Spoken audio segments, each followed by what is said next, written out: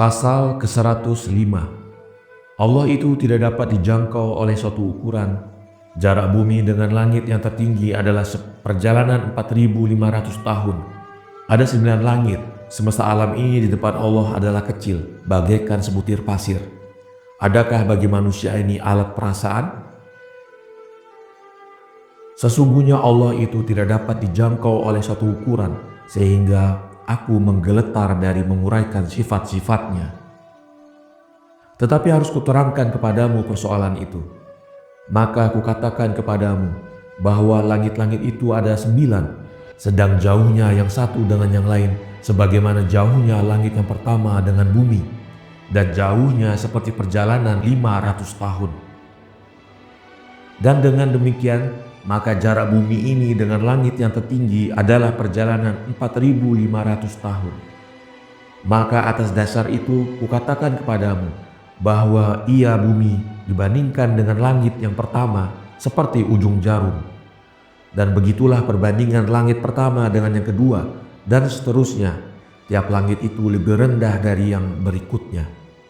Akan tetapi semua ukuran bumi bersama seluruh lapisan langit itu dibandingkan dengan surga adalah seperti titik, bahkan sebagai sebutir pasir. Bukankah kebesaran ini merupakan sesuatu yang tidak bisa diperkirakan? Para murid menjawab, "Ya, ya."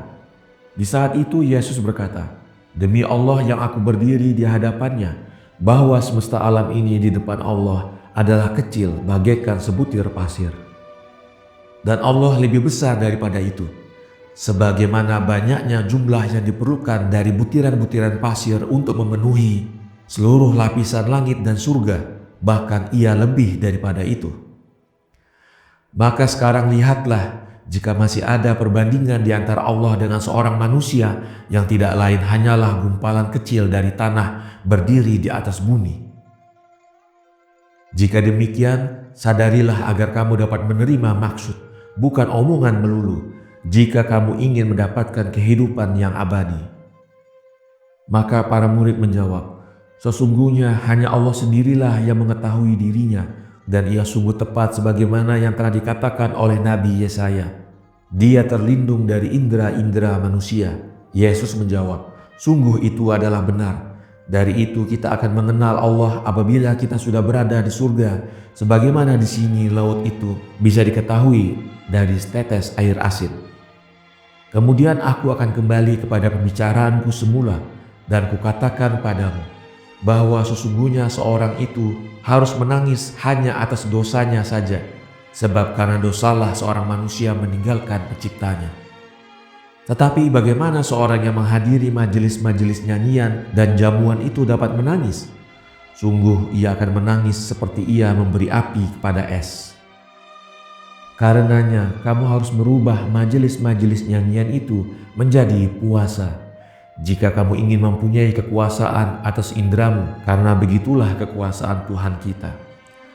Maka bertanyalah Tadius, "Jika demikian, maka Tuhan itu mempunyai alat-alat perasa yang bisa dikuasai?" Yesus menjawab, "Adakah kamu akan kembali untuk mengatakan bahwa Allah itu mempunyai ini dan Allah itu begini? Katakanlah kepadaku, adakah bagi manusia ini alat perasa?" Para murid itu menjawab, "Iya." Yesus menjawab, "Apakah mungkin seorang manusia hidup tetapi alat perasanya tidak bekerja?" Para murid menjawab, "Tidak." Yesus menjawab, "Sebenarnya kamu menipu dirimu.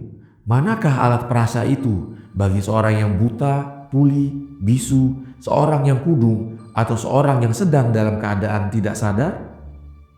Maka ketika itu para murid merasa keheranan. Tetapi Yesus mengatakan, "Seorang manusia itu tersusun dari 3 bagian, roh, perasaan, dan jasad. Tiap satu daripadanya berdiri sendiri. Dan telah kamu dengar bahwa Tuhan kita telah menciptakan roh dan jasad. Akan tetapi hingga kini kamu belum pernah mendengar bagaimana Dia menciptakan perasaan. Dari itu akan kuterangkan segala sesuatu besok, insya Allah."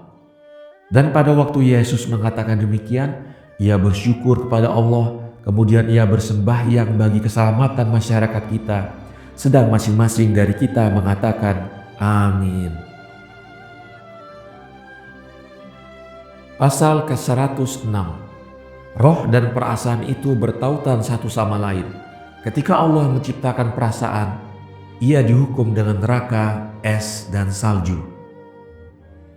Syahdan setelah Yesus selesai melakukan sembahyang pagi, maka duduklah ia di bawah sebuah pohon kurma dan mendekatlah para murid kepadanya. Pada waktu itu Yesus berkata, "Demi Allah yang aku berdiri di hadiratnya, bahwa banyak orang yang tertipu dalam persoalan kehidupan dunia kita. Karena roh dan perasaan itu bertautan satu sama lain dengan kokohnya, sehingga banyak orang yang menetapkan bahwa roh dan rasa itu adalah satu jenis. Mereka membedakan antara keduanya dengan tugas, bukan dengan jauhar. Lalu mereka memberi nama roh, perasa, penumbuh, dan pemikir. Akan tetapi sebenarnya aku katakan kepadamu, bahwa sesungguhnya roh itu adalah sesuatu yang hidup dan berpikir. Alangkah serunya kedunguan mereka itu. Di manakah mereka akan menemukan roh pemikir itu tanpa hidup? Tidak akan mereka temukan itu sama sekali. Akan tetapi mudah ditemukan adanya kehidupan tanpa perasaan, sebagaimana yang terlihat pada seorang yang sedang dalam keadaan tidak sadar di saat ia terpisah dengan perasaan." Tadius menyahut, "Ya guru, apabila perasaan itu terpisah dengan hidup, maka apakah hidup bagi seorang manusia itu?" Yesus menjawab, "Sebenarnya itu adalah salah, karena seorang manusia hanya kehilangan hidup apabila ia berpisah dengan roh. Karena roh itu tidak dapat kembali kepada jasad melainkan dengan satu mukjizat. Akan tetapi perasaan itu bisa hilang disebabkan oleh ketakutan yang menimpa dia, atau disebabkan oleh sangatnya duka cita yang menyerang roh. Karena Allah menciptakan perasaan itu untuk kelezatan dan tiada ia akan hidup kecuali dengan makanan, sedang roh hidup dengan pengetahuan dan kecintaan. Maka perasaan itu selalu bertentangan dengan roh, disebabkan oleh marah yang menimpanya, karena tercegahnya untuk mendapatkan kelezatan surga disebabkan oleh dosa. Dari sebab itu, maka adalah merupakan suatu kewajiban yang sangat mutlak atas seseorang yang tidak mau memberinya makanan berupa kelezatan-kelezatan jasmaniah untuk memberinya makanan berupa kelezatan-kelezatan rohaniah. Pahamkah kamu? Sungguh kukatakan kepadamu bahwa ketika Allah menciptakannya, ia perasaan dihukum dengan neraka, es, dan salju yang kedua-duanya tidak tertahankan. Karena dia perasaan telah mengatakan bahwa dia itu adalah Allah.